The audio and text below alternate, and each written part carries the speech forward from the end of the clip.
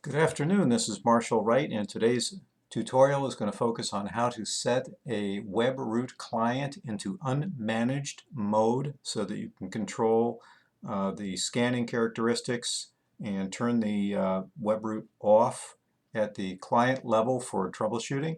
So the way to begin that process is to log into the WebRoot Secure Any Logs website, and it's WebRootAnywhere.com is the place to go. Log in. It should bring you to this screen after you've selected the client.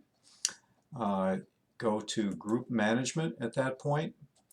Then you're going to pick a group where the object is that you want to change the characteristic for. And I'm going to increase this screen a little bit so that you can see this column, the policy column here. Pick an object that you want to change, and then double-click on the policy pull-down list, and you see at the bottom there's a policy called unmanaged. You would make the policy unmanaged and click Save. That's going to cause the agent at the next check-in, which is about every hour, to change to unmanaged, which will allow you to change the characteristics of it from the client side in the WebRoot console on the client.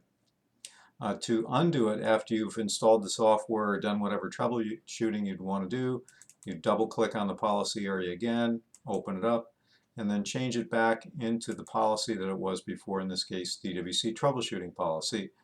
Again, hit save, and the next time the agent checks in, it will switch it over to the new policy type. That's how you put a client into the unmanaged mode for troubleshooting.